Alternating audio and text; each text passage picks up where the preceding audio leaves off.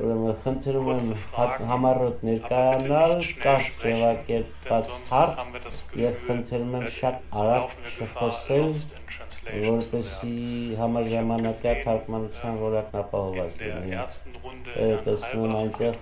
այս կողմից ինձանից աճ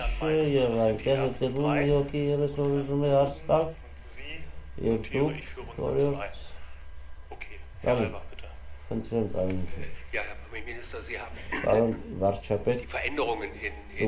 Verbesserungen in Armenien seit Frühjahr 2018 mit Հայաստանում տեղի ունեցող փոփոխությունները եւ նշելով իհարկե նաեւ համապատասխան թվեր, իսկ կան չափելի արդյունքներ նաեւ Հայաստանից արտագաղթման եւ հայաստան ներգաղթման հարցերով։ Արդյոք այդ ոլորտում ինչ-որ բան փոխվել է։ Կա արդյոք ներգաղթում վերադարձ, դուք ունեք ինչպես հայտնի է ամբողջ աշխարհում մեկ սփռված քյուրդ եւ Շնորհակալություն շատ just a moment we take is it okay if we take 3 questions? Yeah, okay. Goban Alatbarov, einfacher Vertreter der aserbaidschanischen Gemeinde in Deutschland. Ադրբեջանական համայնքի ներկայացուցիչ Գերմանիայում շատ համառոտ կասել, պարոն Փաշինյան, նախ ես ուզում եմ ձեզ տեսնել, ես ձեզ համարում եմ որպես շատ մեծ ժողովրդավար։ Meine Frage geht aber in Richtung unseres Konfliktes. Մեր կոնֆլիկտի առնչությամբ, խոսքը Ղարաբաղի մասին է։ Երբ դուք եկաք իշխանության, շատերը Ադրբեջանում այն կարծիքին են, որ դուք այլևս Ղարաբաղը չեք ներկայացնում։ Շատերը հույս ունեին, որ դուք կարևոր քայլեր կձեռնարկեք նաև խաղաղության ուղղությամբ, օրինակ ասենք Ադրբեջանի գրավյալ տարածքներից հայկական զորքերի հետքաշման տեսքով ցավոք դա տեղի չունեցավ, երբ դրանից հետո հնչեց ձեր այն արտահայտությունը, որ Ղարաբաղը Հայաստան է եւ վերջ։ Պարոն Փաշինյան, ինչ պիտի անենք այդ մեծ հույսի հետ կապված։ Երրորդ հարցը խնդրեմ։ Շնորհակալություն Ստեփան Մայստեր, ես Հայնրիխ Բյոլ հիմնադրամի հարավկովկասյան ներկայացուցիչն եմ Գերմանիայի եւ եվրոպական քաղաքականության համար շատ կարեւոր է իհարկե բնապահպանության հարցերը նաեւ Հայաստանում։ Այդ ամենը գյուղացել է իհարկե Ամուլսարի ոսկու հանքի պարագայում։ Ես կուզենայի ձեզանից լսել, թե այդ Ամուլսարի հետ կապված այդ ճգնաժամից ինչպիսի ելք եք դուք տեսնում։ Կարծում եմ, որ դա իհարկե շատ մեծ մարտահրավեր է հանդիսանում։ Շատ շնորհակալություն, 3 գլխաբառ միգրացիա, Ղարաբաղ, Ամուլսար։ Շնորհակալ եմ շատ, ներգաղթել կապված ասեմ, որ շատ կարևոր լուրեր կան։ 2018 թվականից ի վեր Եվրամիության տարածքում կարգավիճակ փնտրող Հայաստանի քաղաքացիների թիվը կրճատվել է կրկնակիից շատ։ Այսինքն 2018 թվականի մայիսից հետո Հայաստանի Հանրապետության քաղաքացիներից այն քաղաքացիների թիվը, ովքեր Եվրամիության տարածքում փախստականի կարգավիճակ կամ կարգավիճակ են փնտրում, մոտ 60%-ով կրճատվել է եւ ամեն տարի այդ շարունակվում է։ Եվ մենք այսօր 2018 թվականից ի վեր Հայաստանի Հանրապետության քաղաքացիների մուտքի եւ ելքի էական դինամիկա ունենք դրական առումով։ Մասնավորապես 2019 թվականը մենք ամփոփել ենք հետեւյալ արդյունքներով Հայաստանի Հանրապետության 10,000 քաղաքացի ավելի Հայաստանի Հանրապետության վերադարձած մուտք գործած քաղաքացիների թիվը 10,000-ով գերազանցել է Հայաստանի Հանրապետության տարածքից դուրս եկած քաղաքացիներին եւ այն process-ները, որոնք 2018 թվականի մայիսից հետո տեղի են ունենում Հայաստանի անշարժ գույքի շուկայում, եւս մեկ անգամ գալիս են դա ապացուցելու Հայաստանի Հանրապետությունում անշարժ գույքի գները աճում են, այնքան են աճում, որ մարդիկ նույնիսկ սկսում են նույնիսկ դժգոհել, որովհետև վարձակալության գները էականորեն ավելացել են։ Հիպոթեկային վարկերի ծավալը 2017 թվականի համեմատ աճի կրկնապատկման տեմպեր է ցույց տալիս եւ այո, մենք հույս ունենք, որ այս process-ը կշարունակվի։ Ես չեմ ուզում ասել, չնայած շատ կուզենայի ասել, որ արտագաղթ Հայաստանի Հանրապետությունից դադարել է, բայց արտագաղթ Հայաստանի Հանրապետությունից դադարում է։ Դա ինձ համար ակնհայտ է եւ թվերը դա են ցույց տալիս։ Հաջորդ խնդիրը խոսվեց Ղարաբաղի հարցի մասին։ Գիտեք, ընդհանրապես, եթե ես արդեն ասացի բանաձևը, որովհետև միակողմանի գործողություններով հնարավոր չի հարցը լուծել։ Եթե անգամ ենթադրենք, որ Հայաստանի որևէ իշխանություն միակողմանի գործողություն պիտի ձեռնարկի, դրանով ինքը հարցը ոչ թե կլուծի, այլ ընդհակառակը կխորացնի։ Որովհետև դուք ասում եք տարածքներ, Ադրբեջանում շատ են սիրում խոսել տարածքների մասին։ Բայց շատ կարևոր է հասկանալ, որ մենք խոսում ենք անվտանգության մասին։ Մի երկրում, որտեղ մարդուն հերոսացնում են այն բանի համար, որ նա սպանել է հայի։ Ես չգիտեմ, դուք տեղյակ եք, ներկաները տեղյակ են, թե ոչ, 2004 թվականին ՆԱՏՕ-ն խաղաղասիրական նպատակներով հրավիրում է սպաների Հայաստանից եւ Ադրբեջանից։ Բուդապեշտում նրանք անցնում են համատեղ սեմինարներ։ Եվ ադրբեջանցի սպան կացնով սպանում է քնած հայ սպային։ Դրանից հետո Բուդապեշտում տեղի է ունենում դատավարություն եւ ադրբեջանցի սպան դատապարտվում է ցմահ ազատազրկման։ Որոշ ժամանակ անց Հունգարիայի կառավարությունը որոշում է արտահանձնել այդ սպային Ադրբեջանին։ Եվ ժամանելուն պես Ադրբեջանի նախագահը հրամանագիր է ստորագրում ազատ արձակելու այդ սպային, այդ ողջ ընթացքում նրա չստացած աշխատավարձը վճարվում է նրան տրվում է բնակարան եւ զինվորական կոչում,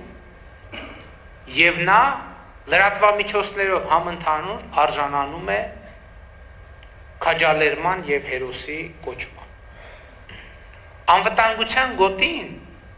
որի մասին խոսում են Ադրբեջանում, հենց այս տրամաբանության պատճառով է գոյացել։ Որտեղ երբ որ խաղաղ բնակավայրերը ռմբակոծվում էին ադրբեջանցիների կողմից, տարիներով մարդիկ, խաղաղ բնակիչները, երեխաները նկուղներից չեն կարողացել դուրս գալ։ Եվ մենք, երբ որ խոսվում է, երբ որ ասվում է տարածք, մենք դա ընկալում ենք որպես անվտանգություն։ Եվ նախ ոչ թե Հայաստանի Հանրապետությունը, այլ Ղարաբաղի Հանրապետությունը պատրաստ չէ զիջել սեփական անվտանգությունը, ինչպես որևէ երկիր պատրաստ չէ զիջել իր անվտանգությունը, որ երկիրն է, որ պատրաստ է զիջել իր անվտանգությունը։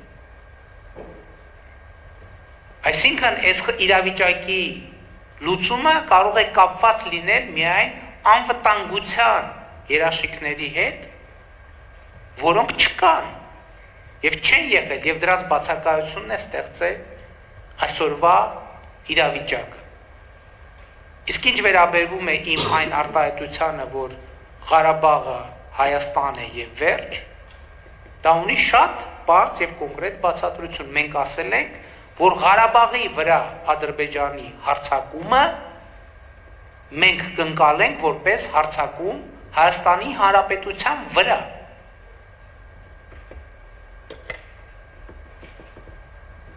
Եվ Հայաստանի Հանրապետությունը ասել են, որ Ղարաբաղի անվտանգության երաշխավորն է։ Եվ սրանով ամեն ինչ ասված է։ Եվ ուզում եմ հստակ ասել, որ մենք որևէ կառուցողական քայլ Ադրբեջանի կողմից վերջին 1.5 տարվա ընթացքում բանակցային process-ում չենք տեսել,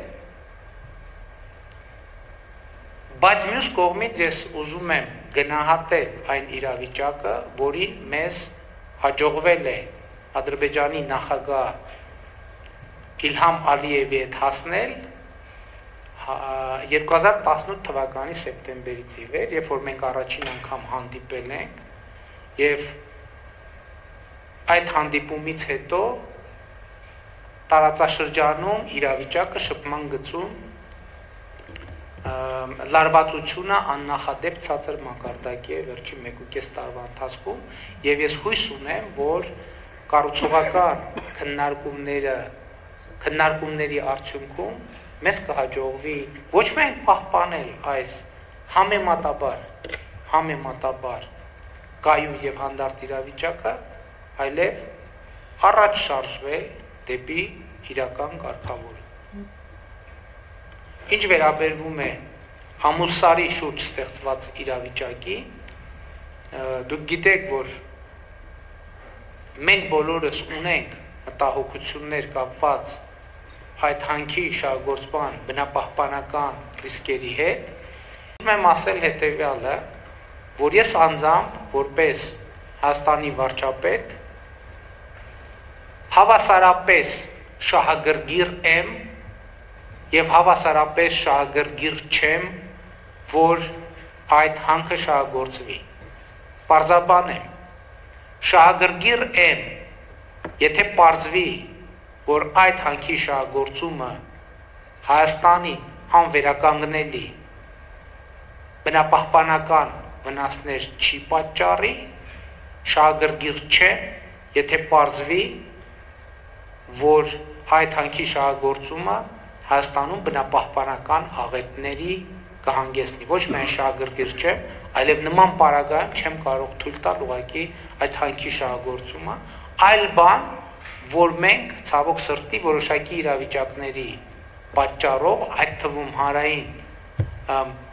այդ նախագծի նկատմամբ հանրային որոշակի անվստահության պատճառով չենք կարողանում բավարար տեմպերով առաջ շարժվել այս հարցերի պատասխանը ստանալու առումով։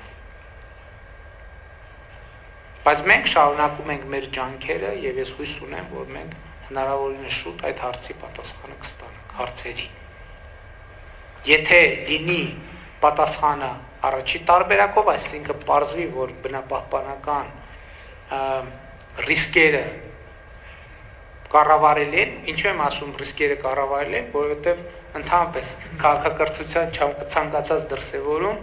որոշակի բնապահպանական վնաս պատճառում է նույնիսկ այս գեղեցիկ շենքի կառուցումը, որովհետև մենք երբեմն մի ժամանակ այստեղ ենթադրում ենք, որ անտառ կամ դաշտ է եղել։ Բայց այդ ռիսկը կառավարելի է։ Եթե պարզվի, որ ռիսկը կառավարելի է, ես կպաշտպանեմ այդ նախագիծը, եթե պարզվի, որ անկառավարելի ռիսկեր կան, ես չեմ պաշտպանի այդ նախագիծը։ Vielen Dank. Ich muss eine kurze technische Durchsage machen, die ich schon lange mal machen wollte. Sollte jemanden von Ihnen ein Mazda mit dem Kennzeichen BCT8884 gehören, der wird gerade abgeschleppt. Ինչ-որ մի մեքենա արդեն տանում է ոստիկանությունը, ուզում է տեղակ պայծես։ Damit gehen wir zur zweiten Runde. Ich habe Հիմա անցնենք իհարկե մեր հարցերի երկրորդ փուլին, պարոն Բոդենը ուզում հարց տա, Դաման այնտեղ օրիորդը ուզում է հարց տալ, պարոն Բոդեն սկսի, հետո Դիտեր Բոդեն, դիվանագետն, որ արդեն թոշակի եմ ացել, ակտիվ ժամանակներս և դիվանագետը, Ես հատուկ ներկայացուցի դեսպանորդ եմ եղել, ՄԱԿ-ի հատուկ դեսպանորդ եմ եղել Վրաստանում և հարցս վերաբերում է Ղարաբաղին, արդեն տարիներ իվեր քննադատվում է այն հանգամանքը, որ այս բանակցային գործընթացում ոչ մի առաջընթաց չի նկատվում, իհարկե դրա համար տարբեր պատճառներ կան, այստեղ կա առաջին հերթին կարևորում նաև մասնակից կողմերի քաղաքական կամքը, գուցե մեկ ուրիշ պատճառն այն է, եւ դուք պարոն վարչապետ ակնարկեցիք այդ հարցը, որ այստեղ պետք է նաև ներգրաված լինեն քաղաքացիական հասարակությունները, ինչը հիմա քաղաքացիական հասարակությունը փաստորեն բացառված է եղել այս գործընթացում և ամբողջ հարցը թողնվել է համապատասխան մարդկանց։ Իմ հարցը հետևյալն է, որտեղ եք այս հարցում դուք տեսնում նոր նախաձեռնությունների հնարավորություն, մասնավորապես նաև քաղաքացիական հասարակության ներգրավվածություն, արդյոք բանակցության նոր ձևաչափի խնդիրներ, իսկ ինչու օրինակ Եվրամիությունը չի կարող ավելի ակտիվորեն ներգրավել այս գործընթացին, կամ օրինակ գոյություն ունի ԵԱԿ-ի Մինսկի խումբը, բայց կարելի է նաև Եվրամիությունը ներգրավել այդ հարցում։ Շնորհակալություն, խնդրում եք տիկնոջ ներկայանալը, կարճ և հարց տալ։ Hello, my name is Gülnar Gurbanova. I'm from Karabakh, Jabrail, Azerbaijan, and I'm one of the IDP from that region that I cannot go to my house and that belongs to 100 years to my family. So my question would be, Armenia is planning to go toward the Europe and the cooperation between European states. As you know, that European Union has many values that those values keeps union alive. One of them would be peace and respect between states, respect to each other's integrity, territorial integrity, non-violation of borders, and other principles. As we all know that Armenia is still occupying 20% of Azerbaijani territory.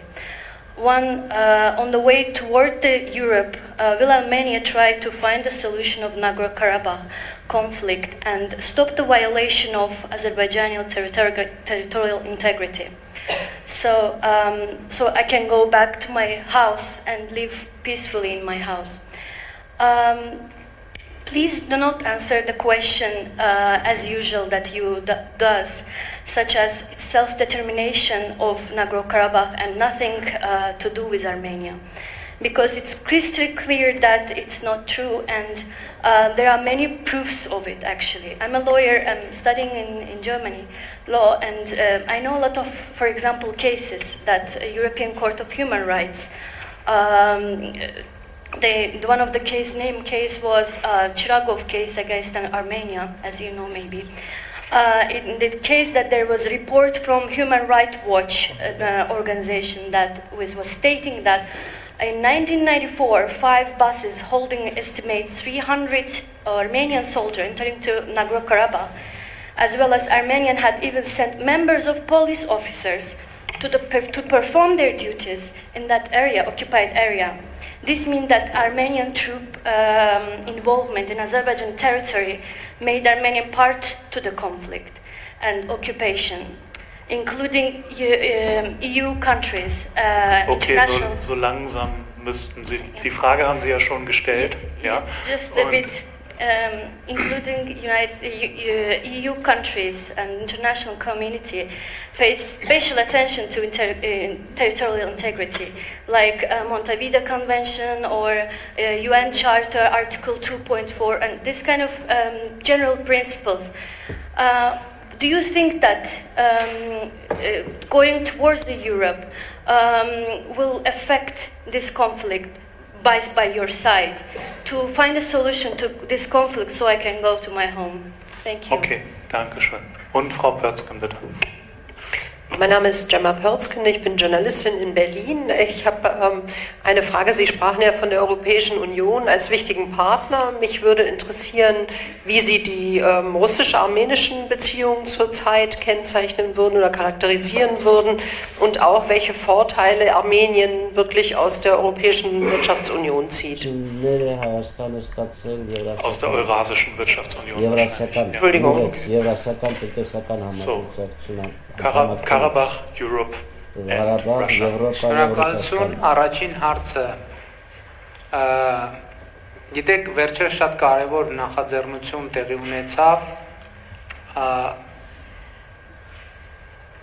Հայաստանից, Ղարաբաղից եւ Ադրբեջանից լրագրողների փոխայցելություն տեղի ունեցավ դեպի համապատասխանաբար Բաքու, Երևան եւ Ստեփանակերտ եւ դա շատ կարևոր ծրագիր է, որը կարծում եմ ընդգրկում է ձեր նշած շփումների կողմը, քաղաքացիական հասարակություն չէ լրագրողները դեռ, բայց մենք հույս ունենք եւ աշխատում ենք, որպեսզի այդ նախաձեռնությունը շարունակվի եւ հանրության ամենատարբեր շերտերի միջև շփման որոշակի խողովակներ եւ կուլտուրա ձևավորվի, որը կարծում ենք շատ կարեւոր է։ Ինչ վերաբերվում է բանակցային ձևաչափին, մենք կարծում ենք, որ ԵԱԿ Մինսկի խմբի համանախագահության բանակցային process-ը պետք է պահպանվի, որովհետև դա բացառիկ բանակցային ձևաչափ է, որտեղ Ռուսաստանը, Միացյալ Նահանգները եւ Ֆրանսիան համագործակցում են եւ այդ համագործակցության շնորհիվ է, որ արդեն 25 եւ ավելի տարի տարածաշրջանում պահպանվում է հարաբերական կայունություն։ Ինչ վերաբերվում է Եվրամիությանը, գիտեք, ես Եվրամիության ներկայացուցիչներին մի քանի անգամ այդ թեմայով խոսել եմ, երբ որ ասվել է, թե ինչով կարող է Եվրամիությունը նպաստել Ղարաբաղի խնդրի կարգավորմանը, ես ասել եմ, որ օրինակ ինձ համար տարօրինակ է, որ Եվրամիությունը լինելով մարդու իրավունքների պաշտպանության, ժողովրդավարության ջատագով եւ հասարակության ջատագով Եվրամիության քաղաքացիական հասարակության ներկայացուցիչները ըստ էության որևէ համագործակցության ձևաչափ չունեն Ղարաբաղի քաղաքացիական հասարակության ներկայացուցիչների հետ։ Այդ թվում մարդու իրավունքների պաշտպանության ոլորտում։ Ասում եմ, որ գիտեք, որ Ղարաբաղի կարգավիճակի հետ կապված խնդիրներ կան եւ այս է պատճառը, որ Եվրամիության մարդու իրավունքների ինստիտուտները, քաղաքացիական հասարակության ինստիտուտները ձեռնպահ են մնում համագործակցության։ Լավ, ես ասում եմ, ենթադրենք Ղարաբաղի կարգավիճակը հստակ չէ, բայց կա որևէ կասկած Ղարաբաղում ապրող մարդկանց կարգավիճակի վերաբերյալ։ Այսինքն որևէ մեկը ասում է, որ Ղարաբաղում ապրող մարդկանց իրավունքների պաշտպանության եւ զարգացման հարցը չի տեղավորվում մարդու իրավունքների պաշտպանության համատեքստում, քաղաքացիական հասարակությունը, այդ թվում խոսքի ազատության, մամուլի ազատության առումով եւ սա համաձայնեք շատ տարօրինակ դիրքորոշում է եւ ես հույս ունեմ, որ այո Եվրամիության երկրները կարող են աջակցել այս process-ին։ Որտեւ ես կարծում եմ, գիտեք, շատ է խոսվում, ես հիմա չեմ ուզում վաղը չեմ մյուսօրվա Մյունխենում իմ ասելիքը այստեղ ասել եւ այնտեղի ելույթ անիմաց դարձնել, բայց գիտեք, ժողովրդավարությունը Ղարաբաղի հարցի կարգավորման կարևորագույն բաղադրիչներից մեկն է։ Հաջորդ հայեցակարգային մոտեցում, որ մենք պատկերացնում ենք, ժողովրդավարությունն է, որ բերելու է տարածաշրջանում կոնֆլիկտների հաղթահարմանը, ինչպես դա տեղի է ունեցել Եվրոպայում։ Որն է այն բանաձևը, այն հիմքը, որի վրա այսօր մենք ունենք միացյալ եւ խաղաղ Եվրոպա։ Դա ժողովրդավարությունն է, մարդու իրավունքների պաշտպանությունն է։ Ինչու ես կարող եմ ինչու այդ օրինակները ինչ որ նշեցի, դրանք իրականում ժողովրդավարության արգասիք են, երբ որ Հայաստանի ղեկավարը կարող է ասել, որ այո, գիտեք ինչ, հարցի կարգավորում պետք է ընդունել լինի Հայաստանի ժողովրդի համար, Ղարաբաղի ժողովրդի համար եւ Ադրբեջանի ժողովրդի համար։ Իսկ ինչու Ադրբեջանից նման հայտարարություն չի հնչում, տրամաբանական, շատ խիստ տրամաբանական հայտարարություն։ Հաջորդ հարցը հնչում է, որ խոսվեց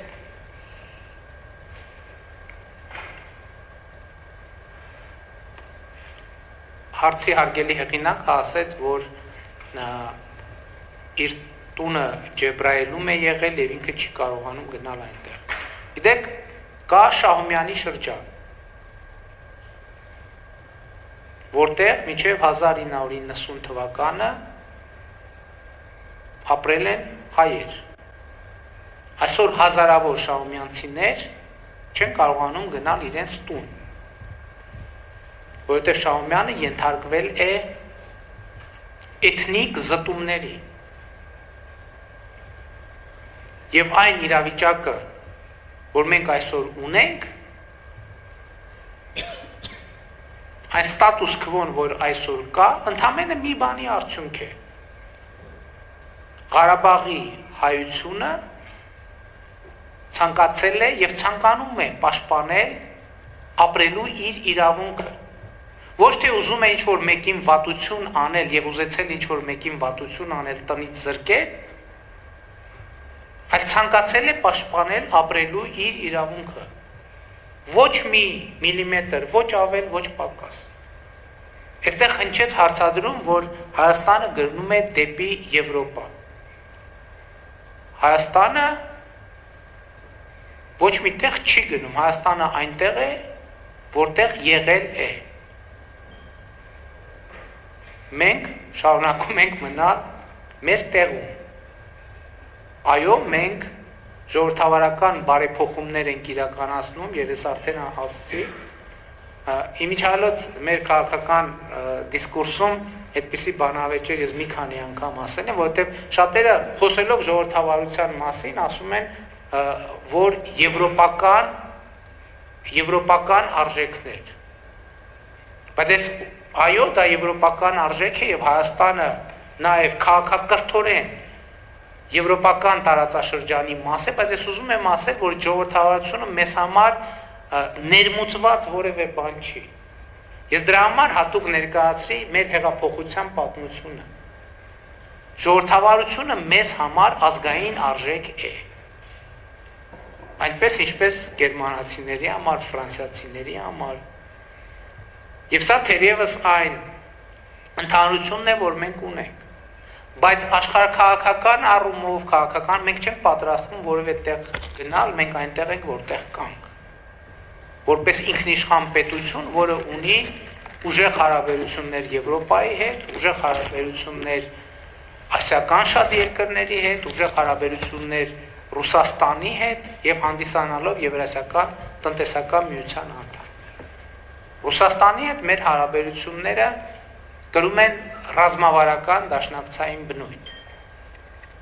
Եվ Եվրասիական տնտեսական միության անդամ լինելով ինչ ենք մենք շահում։ Ես երբ որ խոսվում էր, ես մտածում էի արդյոք այդ նրբությանը անդրադառնամ, թե չանդրադառնամ, մտածելով թե ինչքանով հարմար կլինի, բայց քանի որ հարցը հնչեց, ես ուզում եմ խոսել այդ մասին, որպեսզի հարցի կոնտեքստը ավելի բարձ լինի։ Հայաստանը ունի առևտրատնտեսական երկու խոշոր գործընկեր։ Ամենախոշորները, մեկը Եվրասիական տնտեսական միությունը, մյուսը Եվրամիությունը։ Բայց երբ մենք նայում ենք այդ առևտրաշրջանառության տողերը, տեսնում ենք, որ Եվրասիական տնտեսական միության տարածք Հայաստանը արտահանում է հիմնականում պատրաստի արտադրանք եւ քիչ հնգահունքային ռեսուրսներ, իսկ Եվրամիության տարածք Հայաստանը արտահանում է շատ հնգահունքային ռեսուրսներ եւ քիչ պատրաստի արտադրանք։ Եվ ես կարծում եմ, որ այս պատկերը պետք է փոխվի։ եւ Հայաստանի Հանրապետությունը պետք է ավելի շատ պատրաստի արտադրանք արտահանի Եվրամիություն, քան հիմա է։ Ամենայն դեպս տեսակարար քշիրը պատրաստի արտադրանքի պետք է ավելանա։ Իհարկե մենք հասկանում ենք, որ այստեղ կան որոշակի ստանդարտների խնդիր, բայց նաև համապարփակ եւ ընդլայնված համագործակցության համաձայնագիրը նաև այս նպատակը եւ իմաստը ունի եւ մենք հույս ունենք, որ այս ուղղությամբ մեր հարաբերությունները Եվրամիության հետ նույնպես էական զարգացում կապրեն։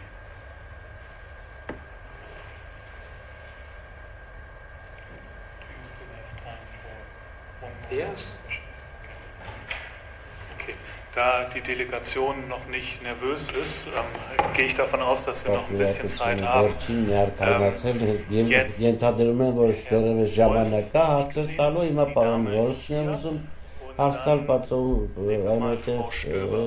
vielleicht nehmen wir das als die letzte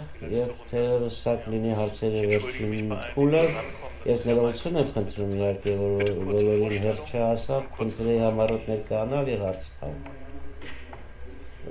Միացած չի հրաբար միկրոֆոնը։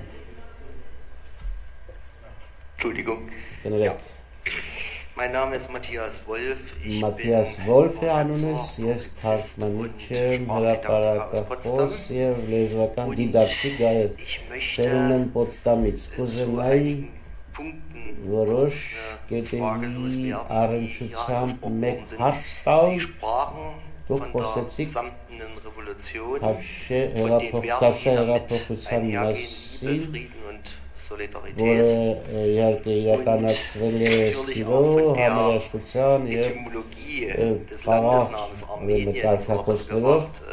Armenien als Land der Steine und haben von den Abgebrochenen gesprochen, die hier zu bewältigen sein. Ich möchte praktisch diese Werte, die hier angesprochen worden sind, mit der Errichtung einer Statue einhergehen, die einen Helden für Armenien glorifiziert, ներդաշնակվում այնպիսի մի արձանի հետ, որը Հայաստանում կանգնեցված է, խոսքը Գարեգին Նժդեի մասի արձանի մասին է, անձի, ով օրինակ Ռուսաստանում, նաև Ադրբեջանում բոլորովին այլ լույսին է ներկայանում, հակադիր լույսին ներկայանում եւ ինչպես կարող է այդ արձանը ներդաշնակվել Թավշյա հեղափոխության հետ, մասնավորապես որ դա տեղի է ունենում, դա կատարվում է ֆաշիզմի դեմ հաղթանակի 75-ամյա հոբելյանը տարում չէ։ Շնորհակալություն, պարզը, հաջորդ հարցը խնդրեմ։ Dankeschön. Irina Rolinian-Gerd, Rolinian, հրապարակախոս, Հայաստանը իհարկե կապված իր աշխարհագրական դիրքից, իհարկե ունի նաև ռեսուրսների դժվարություն, այնտեղ գալիս են խնդիրները հարևան պետությունների հետ, Ադրբեջանի եւ Թուրքիայի մասով, բացի այդ նաև տարածաշրջանում կան նաև մեծ տերությունների շահերը, փորձը ցույց է տալիս, որ ռուսները ներգրավում են որևէ գործի մեջ, Հայաստանը միշտ էլ տուժում է այդ հարցը։ Ես կուզենայի հարցնել, թե չնայած այդ հանգամանքներին ինչպիսին է Հայաստանի արտաքին քաղաքականության ջանքերը ավելի մեծ գործունեության ասպարեզ բացելու համար։ Պարոն Փաշինյան, մեկ տարի առաջ հայտնեցիք, որ Հայաստանում փաստորեն օլիգարխների հարցը լուծվել վերջացել է։ Ընդորում օլիգարխներ, որոնք ժամանակին եղել նաև գործարարներ, բայց այդուհանդերձ կան իհարկե դեռևս օլիգարխներ, որոնք պարլամենտում են, կամ օլիգարխներ, որոնք ասենք Երևանին ինչ-որ նվիրատվություններ են արել, այսինքն անձինք, ովքեր շարունակում են կառավարության, իշխանության հետ լավ հարաբերություններ պահպանել։ 3 կետ արտաքին քաղաքականություն, օլիգարխներ։ Lassen Sie mich mit den Oligarchen anfangen. Նախ օլիգարխ բառից ինչ նշանակում օլիգարխ։ Օլիգարխիա նշանակում է քչերի իշխանություն։ Հայաստանում հեղափոխության պահից ի վեր ի բնե չի կարող լինել օլիգարխ կամ օլիգարխիա,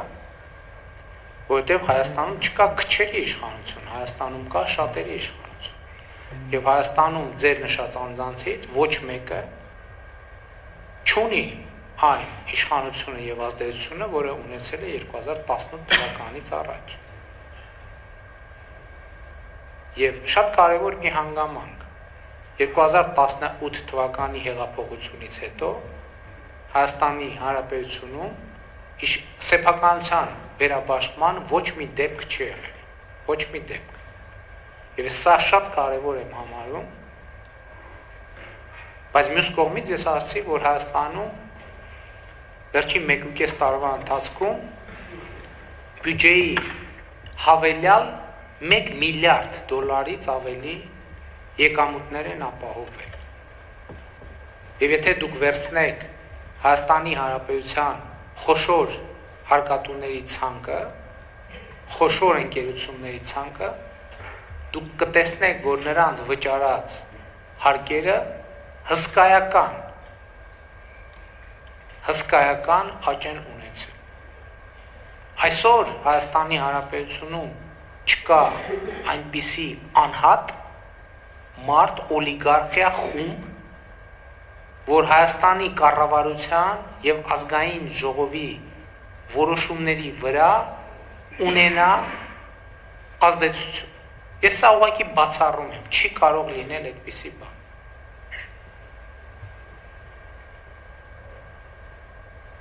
Արդյոք բավարար եւ ամբողջապես քննված են նախկինում Հայաստանում տեղի ունեցած չարաշահումների ողջ պատմությունը։ Ոչ, իհարկե ոչ։ Այդ թվում այն պատճառով, որ մենք ցավոք սրտի դեռևս օբյեկտիվ եւ սուբյեկտիվ պատճառներով չունենք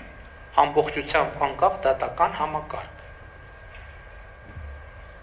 Իսկ առանց անկախ դատական համակարգի եւ առավել եւս մի սահմանադրական դատարանի պայմաններում, որը հայտարարում է, թե ինքը դատական իշխանության ղեկավարությունն է եւ որը ձևավորվել է իմ ասած օկուպացիայի պայմաններում, օլիգարխիայի իշխանության ժամանակներում, հակակոռուպցիոն պայքարը բավարար արդյունավետ չի կարող լինել։ Այս է պատճառը, որ մենք գնում ենք դատաիրավական համակարգի խորը բարեփոխումների։ Մենք առաջիկայում հակակոռուպցիոն քննչական մարմին ենք ստեղծում։ Հակակոռուպցիոն դատարան ենք ստեղծում։ Արդեն կոռուպցիայի կանխարգելման հանձնաժողովն է ստեղծվել։ Մեր խորհրդանում գործարարների ներկայությունը, խոշոր բիզնեսի ներկայությունը, ես անգամներով չեմ կարող ասել, բայց հիմա շատ համարյա ձգտում է 0-ի։ Իշխող խմբակցության կազմում ոչ մի մեծահարուստ չկա, ոչ մի։ Ճիշտ եմ չի ասում, չկա մեծահարուստ, ոչ մի։ Ոչ մի մեծահարուստ չկա։ Եվ սա ամենակարևոր արձանագրումն է։ Հաջորդ խնդիրը արտաքին քաղաքականության առումով, գիտեք, երբ որ ընդդիմադիր էի եւ երբ որ լրագրող էի, եւ այդ ընթացքում շատ է գրվում այն մասին, որ լեգիտիմությունը կարևորագույն գործոն է արտաքին քաղաքականության մեջ։ Վերջին 1.5 տարվա ընթացքում ես տեսա, որ դա իսկապես այդպես է, որովհետեւ մենք այսօր կարողանում ենք վարել բավականին արդյունավետ արտաքին քաղաքականություն, լավ հարաբերություններ ունենալով եւ Ռուսաստանի եւ Եվրամիության երկրների հետ, կարողանալով միևնույն ժամանակ լինել Եվրասիական տնտեսական միության անդամ եւ Եվրամիության հետ սերտացնել հարաբերությունները, ժողովրդավարական խորը բարեփոխումներ իրականացնել, կոռուպցիայի դեմ պայքար իրականացնել եւ այդպես շարունակ։ Եվ մենք արտաքին քաղաքականության մեջ շարունակում ենք հենվել մեր միջազգային պարտավորությունների եւ Հայաստանի ազգային շահերի հետաքրքրությունների տիրույթում եւ իհարկե Հայաստանը ավելի արդյունավետ ժողովրդավարական իրավական պետություն դարձնելու տիրույթում։ Ինչ վերաբերում է Գարեգին Նժդեհին։ Ով է Գարեգին Նժդեհը հայ ժողովրդի համար եւ ընդհանրապես։ Ես ուզում եմ ասել, որ Գարեգին Նժդեհը առաջին համաշխարհային պատերազմի շրջանում եղել է ռուսական բանակի սպա, որը Բալկանյան պատերազմում գործած սխրանքների համար պարգևատրվել է մի քանի անգամ 1918 թվականին նա մասնակցել է հայ-թուրքական պատերազմին եւ այն մարդկանցից մեկն է, որոնց սխրանքի շնորհիվ 1915 թվականին եւ դրանից հետո էլ Թուրքիայի կողմից ցեղասպանության ենթարկված հայ ժողովուրդը կարողացել է փրկվել եւ ստեղծել 1918 թվականին անկախ պետություն, որը չստեղծվելու պարագայում ես կարծում եմ հիմա ձեր դիմաց նստած չի լինի առավել եւս որպես Հայաստանի Հանրապետության վարչապետ։ Եվ Նժդեհի արձանը կանգնեցված է Երևանում, այնպես ինչպես Երևանում մենք ունենք Մարշալ Բաղրամյանի արձան,